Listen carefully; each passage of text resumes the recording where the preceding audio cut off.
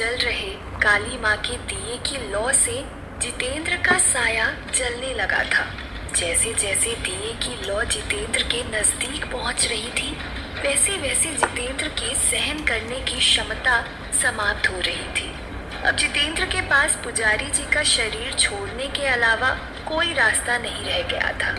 जैसे ही पुजारी जी की बहू ने पूजा की थाली पुजारी जी की तरफ बढ़ाई, जितेंद्र तुरंत पुजारी जी के शरीर से अलग हो गया।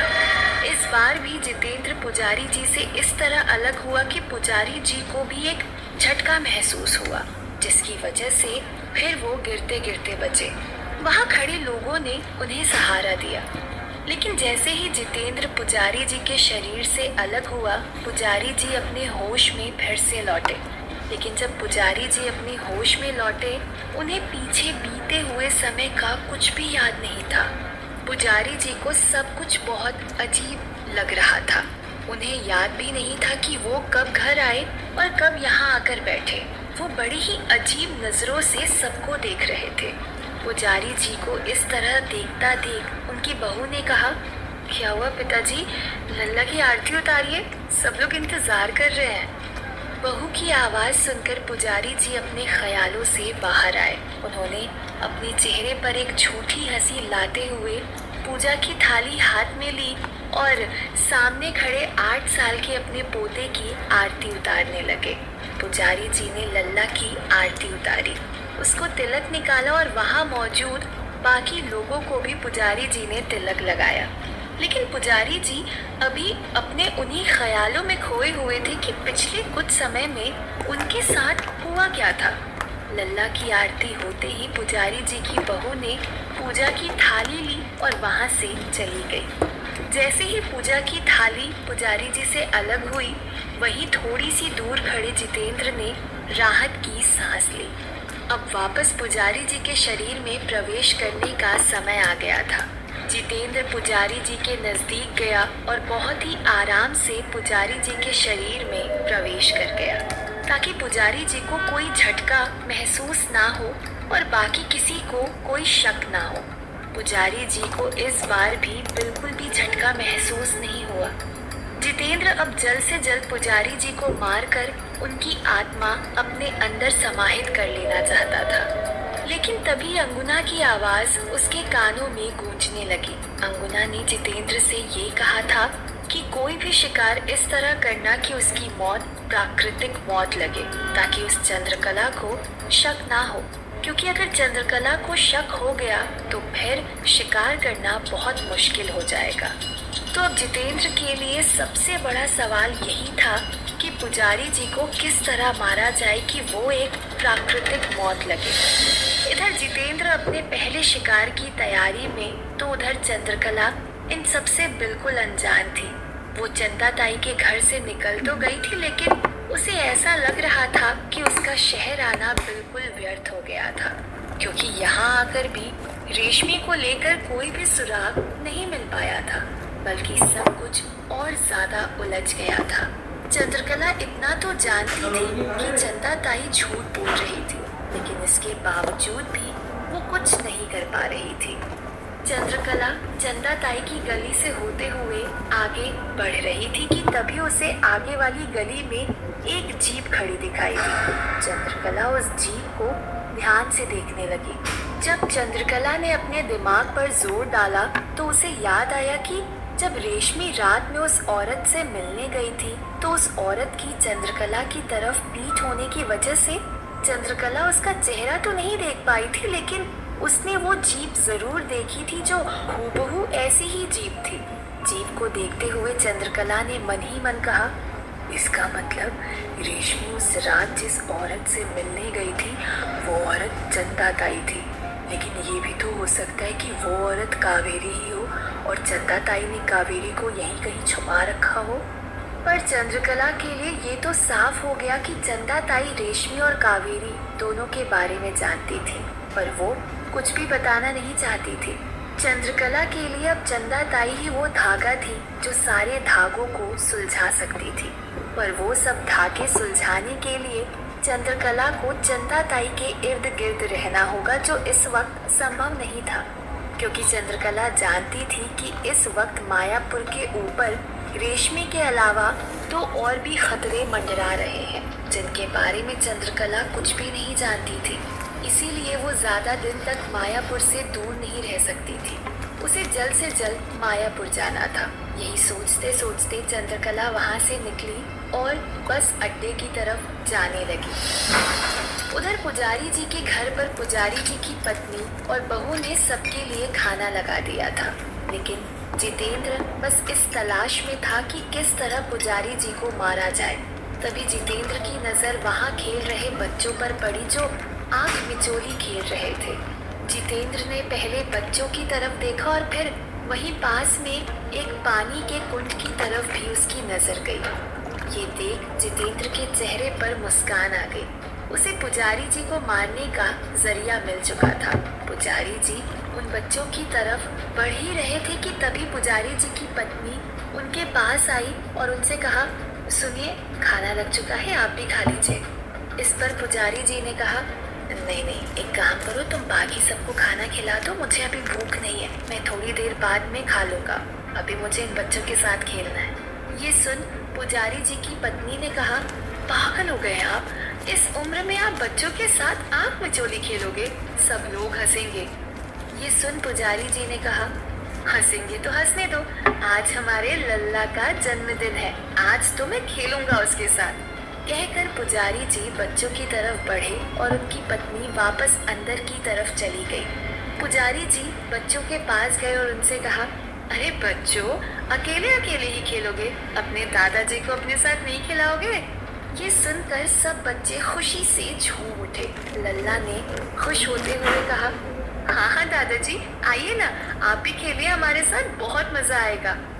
ये सुनकर पुजारी जी ने कहा, तो ठीक है फिर, लाओ हम अपनी आंखों पर पट्टी बांधते हैं और तुम सबको पकड़ते हैं। पुजारी जी की ये बात सुनकर जिस बच्चे ने अपनी आंख पर पट्टी बांधी हुई थी, उसने अपनी आंखों से पट्टी हटाकर पुजारी जी को जाकर दे दी। पुजारी जी ने अपनी आंख पर पट्टी बांध ली और बच्चों के साथ खेलने लगे। ये देख वहाँ मौजूद सभी लोग खाना खाते पुजारी जी को और बच्चों की तरफ देख रहे थे और मुस्कुरा रहे थे। दूसरी तरफ योगेंद्र, उसके आदमी और वो लड़की नदी पार कर चुके थे। नाव से उतरकर योगेंद्र ने उस नाविक से कहा, सुनो, जब तक हम वापस नहीं आते तुम यहीं पर रहोगे, अगर यहाँ से जाने की सोची भी तो अपना अंजाम समझ लेना। उस नाविक की हिम्मत भी नहीं थी कि वो योगेंद्र को मना कर सके, ऊपर से इस काम के लिए पैसे भी बहुत मिल रहे थे। यही सोच नाविक ने कहा, जी मालिक। इसके बाद सब लोग वहाँ से चले गए, लेकिन असली जंगली रास्ता तो अब शुरू हुआ था, जिसकी वजह से सब लोग की हालत बहुत खराब थी। लेकिन योगेंद्र की वजह से सब लोग चुपचाप बस चल रहे थे। हालांकि योगेंद्र भी इतनी रात में पहली बार टीले वाले बाबा की कुटिया की तरफ जा रहा था, इसीलिए बाकी सबके साथ योगेंद्र भी काफी डरा हुआ था। लेकिन योगेंद्र ने अपने डर को अपने चेहरे पर नहीं आने दिया और सबके सब लोग लालटेन की धीमी धीमी रोशनी में टीले वाले बाबा की कुटिया की तरफ बढ़ रहे थे। लेकिन देखते ही देखते बिना किसी मुसीबत के सब लोग आखिरकार अब अपनी मंजिल के पास पहुंच चुके थे। उन्हें दूर से अब कुटिया के अंदर जल रही रोशनी दिखाई दे रही थी। ये देखकर सबकी जान में जान आई। योगेंद्र का अंदेशा था कि अब तक टीले वाले बाबा सो गए होंगे, लेकिन जब वो लोग वहां पहुंचे तो ये देखकर चौंक गए कि वहां सिर्फ टीले वाले बाबा ही नहीं थे, बल्कि और भी कुछ लोग बैठे थे। सब लोग वहीं दूर एक बड़े से पेड़ के नीचे छुपकर खड़े हो गए। दरअसल वो लोग पास के गांव से थे जो अपनी समस्या लेकर टीले वाले बाबा के पास आए थे। ये देख चिंतित योगेंद्र ने पास खड़े आदमी से धीमी आवाज में कहा, अगर ये सब लोग आज रात में यहाँ से नहीं गए तो हमारी पूरी की पूरी योजना धरी की धरी रह जाएगी। ये सुन पास खड़े आदमी ने कहा, ये तो चिंता की बात है मालिक, अभी के अभी जाते हैं और ढेर कर देते हैं सबको और उठा लाते हैं वो बोतल। योगेंद्र ने चिढ़ते हुए कहा, बेवकूफों वाली बातें मत करो, वो जो इन सबके बीच में जो बाबा बैठा है वो हम सबका बाप है। ऐसा श्राप देगा कि हमारे आने वाली पीढ़ियां विकलांग पैदा होंगी और हमारी क्या हालत करेगा वो तो सोच भी नहीं सकते। तो चुपचाप जितना बोला है उतना ही करना, उसके अलावा कुछ करने का सोचना भी मत। ये सब सुनकर सब लोग बहुत ज्यादा डर गए और सब लोग वहीं पर उन सब लोगों के जाने का इंतजार करने लगे। लेकिन जितेंद्र अब और इंतजार नहीं कर सकता था।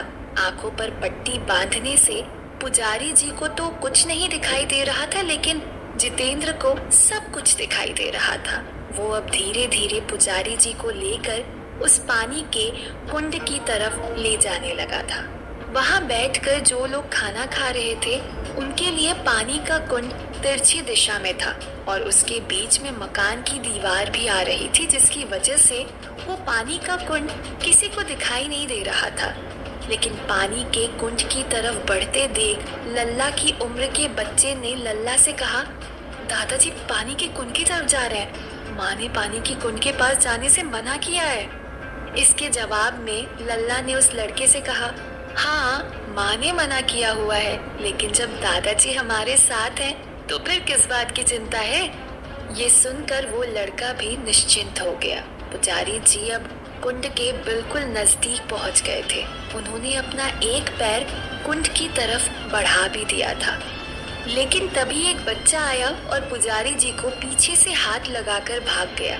ये देख पुजारी जी को मजबूरन पीछे की तरफ मुड़कर जाना पड़ा। कुछ देर इधर उधर फिर बच्चों को पकड़ने का नाटक करने के बाद पुजारी जी वापस उस कुंड की तरफ मुड़ गए। इस बार जितेंद्र ने ठान लिया था कि अब चाहे कुछ भी हो जाए मुझे पुजारी जी को मारना ही है, और जितेंद्र पुजारी जी को लेकर कुंड की तरफ बढ़ने लगा। पुजारी जी अब एकदम कुंड के पास में थे। वो अपना कदम कुंड की तरफ बढ़ा ही रहे थे कि तभी उस लड़के ने फिर लल्ला से कहा, तेरे दादाजी सच में कुंड में गिर जाएंगे, आवाज लगा उन्हें। अब लल्ला भी काफी डर गया था। उसकी धड़कनें भी बहुत तेजी से दौड़ रही थी। उसने अपने दादाजी को जोर से आवाज लगाई और कहा, दादा आगे मत जाइए, आगे पानी का कुंड है। लेकिन तब तक पुजारी जी उस कुंड में गिर चुके थे। ये देख सब बच्चे बहुत ज्यादा डर गए थे। किसी को समझ नहीं आ रहा था कि वो क्या करे। लल्ला भी चिल्लाया जरूर था, पर इतना जोर से नहीं चिल्लाया था कि उधर खाना खा रहे लोगों को सुनाई दे पाता। अब लल्ला दौड़कर अपने पापा को बुलाने गया। इधर कुंड के अंदर पानी इतना गहरा था कि पुजारी जी पूरी तरह उसमें डूब चुके थे।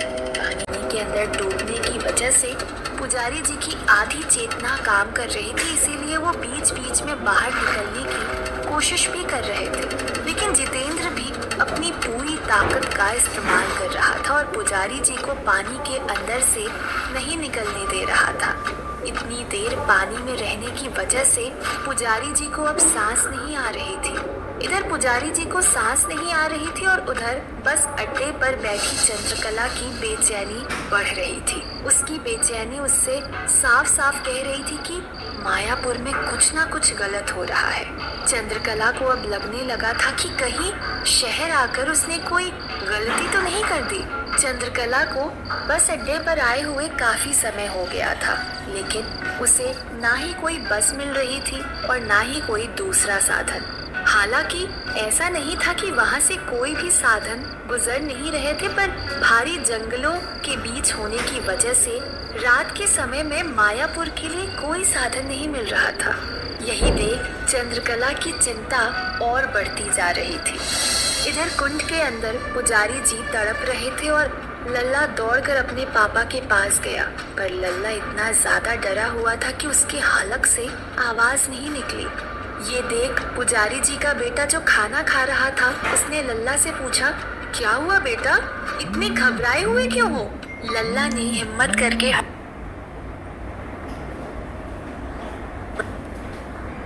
बढ़ाते हुए कहा, पापा पापा दादाजी कुंड में गिर गए।